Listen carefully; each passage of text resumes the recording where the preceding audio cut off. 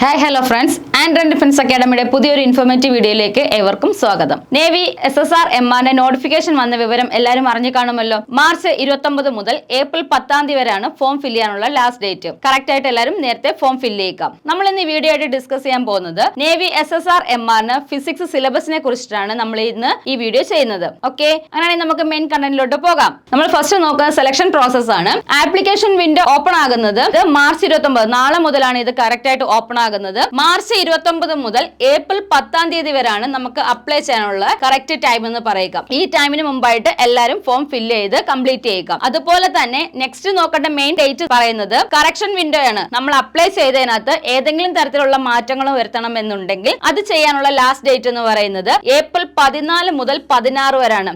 ഈ ഡേറ്റിനുള്ളിൽ correction correct ആയിട്ട് ചെയ്തിരിക്കണം. ഇനി നമുക്ക് നോക്കേണ്ടതെന്ന് പറഞ്ഞു കഴിഞ്ഞാൽ എക്സാം ഡേറ്റ് ആണ്. എക്സാം ഡേറ്റ് എന്ന് പറയുന്നത് 2025 മെയിൽ എക്സാം കാണുമെന്നേ പറയാൻ പറ്റൂ. കറക്റ്റ് ഡേറ്റ് നമുക്ക് പറയാനായിട്ട് സാധിക്കില്ല. ഇത്രയും കാര്യങ്ങളൊക്കെയാണ്. അങ്ങനെയാണെങ്കിൽ നമുക്ക് നെക്സ്റ്റിലോട്ട് പോകാം. ഇനി നമ്മൾ നോക്കാൻ പോകുന്നത് നേവി SSR MRന്റെ എലിജിബിലിറ്റി കണ്ടീഷൻ ആണ് നോക്കാൻ പോകുന്നത്. ഇതിനകത്ത് മെയിൻ ആയിട്ട് ശ്രദ്ധിക്കേണ്ട കാര്യം എന്ന് പറഞ്ഞാൽ അൺമാരീഡ് ആയിട്ടുള്ള മെയിൽസ്, അൺമാരീഡ് ആയിട്ടുള്ള ഫീമെയിൽസിന് മാത്രമേ ഇത് അപ്ലൈ ചെയ്യാനായിട്ട് സാധിക്കുകയുള്ളൂ. അതുപോലെ തന്നെ ഇമ്പോർട്ടന്റ് ഡേറ്റ് ഉണ്ട്. കാൻഡിഡേറ്റ്സ് ജനിച്ച ഡേറ്റ് ആണ് നമ്മൾ ഇനി അടുത്തായിട്ട് നോക്കി വെക്കേണ്ടത്. അതനുസരിച്ച് വേണം നമ്മൾ ഈ ഒരു എക്സാമിന് വേണ്ടിയിട്ട് അപ്ലൈ ചെയ്യേണ്ടത്. കാൻഡിഡേറ്റ്സ് ജനിച്ച വർഷം എന്ന് പറയുന്നത് 2004 സെപ്റ്റംബർ 1 മുതൽ അല്ലെങ്കിൽ 2004 സെപ്റ്റംബർ 1-നും 2008 സെപ്റ്റംബർ 31-നും ഇടയിൽ ജനിച്ചവർക്ക് മാത്രമാണ് ഇത് അപ്ലൈ ചെയ്യാനായിട്ട് സാധിക്കുക. ക്ലിയർ ആണല്ലോ? അങ്ങനെയാണെങ്കിൽ നമുക്ക് നെക്സ്റ്റ് നോക്കാം. നെക്സ്റ്റ് എന്ന് പറയുന്നത് നേവി SSRന്റെ മെയിൻ ആയിട്ടുള്ള എഡ്യൂക്കേഷൻ ക്വാളിഫിക്കേഷൻ ആണ്.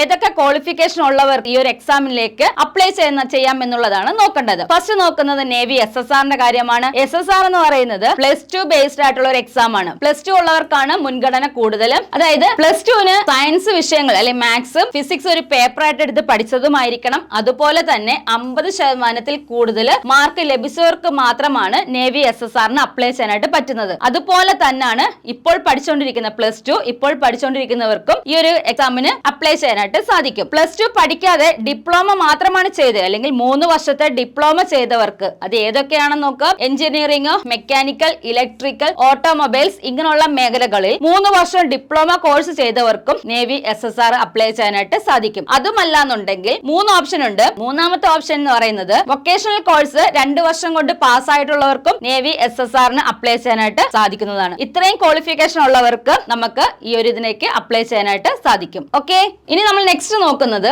നേവി MR ആണ്. നേവി MR എന്ന് പറയുന്ന 10th ജയിച്ചവർക്ക് അല്ലെ 10th പാസ്സായവർക്കാണ് നേവി MR അപ്ലൈ ചെയ്യാനായിട്ട് സാധിക്കുക. അതും SSRനെ പോലെ തന്നെ എഡ്യൂക്കേഷണൽ ക്വാളിഫിക്കേഷൻ എന്ന് പറയുന്നത് 10th പാസ്സായിട്ടുള്ളവർക്കും 10th ഇപ്പോൾ പഠിച്ചുകൊണ്ടിരിക്കുന്നവർക്കും ഈ ഒരു കോഴ്സിലേക്ക് അല്ലെങ്കിൽ ഈ ഒരു എക്സാമിലേക്ക് അപ്ലൈ ചെയ്യാനായിട്ട് സാധിക്കും. ഇതിനകത്തുമുള്ള മെയിൻ കണ്ടന്റ് എന്ന് പറഞ്ഞാൽ ഫിസിക്സും മാത്സും ഒരു പേപ്പർ ആയിട്ട് എടുത്ത് പഠിച്ചതുമായിരിക്കണം. അതുപോലെ തന്നെ 50% മുകളിൽ മാർക്ക് ലഭിച്ചവർക്ക് മാത്രമാണ് ഇത് അപ്ലൈ ചെയ്യാനായിട്ട് സാധിക്കുക. ഓക്കെ, ഇത് ഇത്രയുമാണ് നേവി MRന് നമ്മൾ ശ്രദ്ധിക്കേണ്ട പ്രധാനപ്പെട്ട കാര്യങ്ങൾ. ഇനി നെക്സ്റ്റ് നോക്കാം. നമുക്ക് നിലവില് +2 എക്സാം എഴുതിയിട്ട് നിൽക്കുന്നവർക്കും 10th ബേസ്ഡ് ആയിട്ട് ഈ നേവിയുടെ MRന്റെ കോഴ്സിന് അപ്ലൈ ചെയ്യാനായിട്ട് സാധിക്കുന്നതാണ്. നേവി MRന്റെ എക്സാം എന്ന് പറയുന്നത് കമ്പ്യൂട്ടർ ബേസ്ഡ് ആയിട്ടുള്ള എക്സാം ആയിരിക്കും. അതിൽ 50 ക്വസ്റ്റ്യൻസ് ആണ് ഉള്ളത്. ഈ 50 ക്വസ്റ്റ്യൻസിലും ഓരോ ക്വസ്റ്റ്യനും 1 മാർക്ക് വെച്ചിട്ടായിരിക്കും കാൽക്കുലേറ്റ് ചെയ്യുക. ടോട്ടൽ 50 ക്വസ്റ്റ്യൻ ആണ്. ഓരോ ക്വസ്റ്റ്യനും ഓരോ മാർക്ക് വെച്ചിട്ട് 50 മാർക്കിനായിരിക്കും നേവി MRന്റെ എക്സാം കണ്ടക്ട് ചെയ്യുക. ഓക്കെ, അങ്ങനെ നെക്സ്റ്റ് നോക്കാം. നമുക്ക്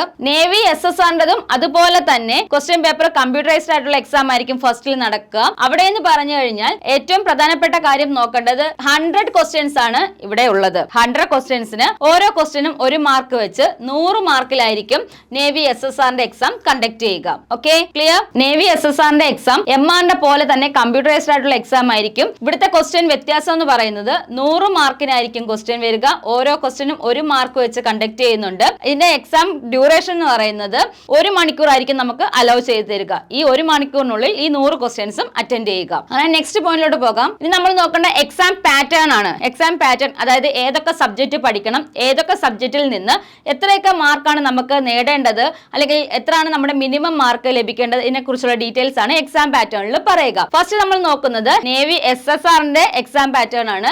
SSR എന്ന് പറഞ്ഞാൽ +2 ബേസ്ഡ് ആണ്. 100 മാർക്കിനാണ് ക്വസ്റ്റ്യൻ വരിക.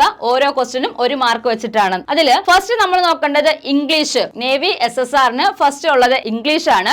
ഇംഗ്ലീഷിൽ നിന്ന് 25 ക്വസ്റ്റ്യൻ ആണ് ചോദിക്കുക. അതുപോലെ തന്നെ സയൻസും ഇമ്പോർട്ടന്റ് ആണ്. സയൻസിൽ നിന്നും 25 ക്വസ്റ്റ്യൻസ് ആണ് SSRന് ചോദിക്കുക. മാത്സിൽ നിന്നും 25 ക്വസ്റ്റ്യൻ ആണ്. GK ജനറൽ നോളജിൽ നിന്നും നമുക്ക് 25 ക്വസ്റ്റ്യൻ ആയിരിക്കും നേവി SSRന് ചോദിക്കുക. ടോട്ടൽ നമ്മൾ നേരത്തെ പറഞ്ഞതുപോലെ 100 മാർക്കിനാണ് നേവി SSRന്റെ എക്സാം കണ്ടക്ട് ചെയ്യുക. ഓരോ ക്വസ്റ്റ്യനും 1 മാർക്ക് വെച്ചിട്ട് 100 മാർക്കിൽ 1 അവർ ആയിട്ടുള്ള എക്സാം ആയിരിക്കും നേവി SSRന് ഉള്ളത്. നേവി SSR ക്ലിയർ ആണ്. അങ്ങനെയാണെങ്കിൽ നമുക്ക് നേവി MRന്റെ ഡീറ്റെയിൽസ് നോക്കാം. നേവി MRന് ഇംഗ്ലീഷ് ഇല്ല. ടോപ്പിക് ഫസ്റ്റ് വൺ നമ്മൾ SSRന് പറഞ്ഞ കണക്ക് ഇംഗ്ലീഷ് ഇല്ല, ബാക്കി കാര്യങ്ങൾ മാത്രമേ ഉള്ളൂ. സയൻസിൽ നിന്ന് ചോദിക്കുന്നത് 13 ക്വസ്റ്റ്യൻ ആണ് നമുക്ക് MRന് ചോദിക്കുക. മാത്സിൽ നിന്ന് 12 ക്വസ്റ്റ്യനും ഇതിൽ ഏറ്റവും പ്രയോറിറ്റി കൂടുതൽ GK ക്കാണ്, അല്ലെങ്കിൽ ജനറൽ നോളജിന് 25 ക്വസ്റ്റ്യൻ ആണ് നമുക്ക് ചോദിക്കുക. ടോട്ടൽ മാർക്ക് എന്ന് പറയുന്നത് 50 മാർക്കിനാണ് MRന്റെ എക്സാം. 50 ക്വസ്റ്റ്യൻ കാണും. ഒരു ക്വസ്റ്റ്യന് 1 മാർക്ക് വെച്ച് ടോട്ടൽ 30 മിനിറ്റ് ആയിരിക്കും ടൈം ഡ്യൂറേഷൻ എന്ന് പറയുക. ക്ലിയർ ആണോ? രണ്ട് എക്സാമിന്റെ പാറ്റേൺ ക്ലിയർ ആണ്, ഡൗട്ട് ഒന്നും ഇല്ല. ഇനി നമ്മൾ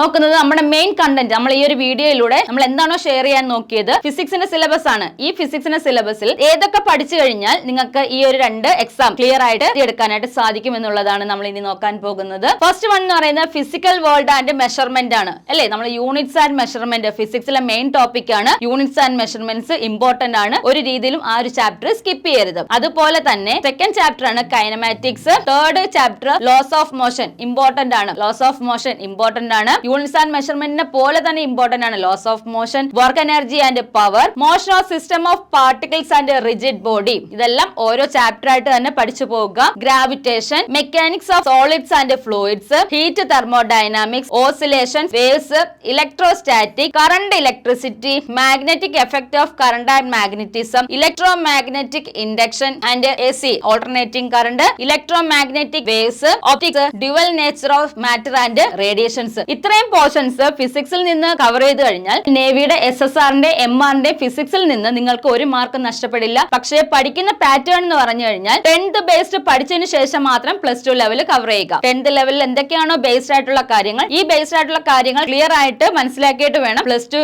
ആപ്ലിക്കേഷൻ ലെവൽ ക്വസ്റ്റ്യനിലോട്ട് കടക്കാനായിട്ട്. Okay, clear? എല്ലാ കാൻഡിഡേറ്റ്സും പ്രധാനമായിട്ട് ശ്രദ്ധിക്കേണ്ട ഒരു കാര്യം, നേവി SSR MRന്റെ അപ്ലൈ ചെയ്യാനുള്ള ഡേറ്റ് നാളെയാണ് സ്റ്റാർട്ട് ചെയ്യുക. ആ സ്റ്റാർട്ട് ചെയ്യുന്ന ടൈം തന്നെ എല്ലാവരും അപ്ലൈ ചെയ്യാനായിട്ട് നോക്കുക. ലാസ്റ്റ് ടൈം വരെ വെയിറ്റ് ചെയ്യരുത്. ഈ ഒരു വീഡിയോ നിങ്ങൾക്ക് വളരെ ഇൻഫോർമേറ്റീവ് ആയെന്ന് വിശ്വസിക്കുന്നു. അടുത്തൊരു വീഡിയോ സെക്ഷനുമായിട്ട് നമ്മൾ ഉടൻ കാണുന്നതായിരിക്കും. Okay, by.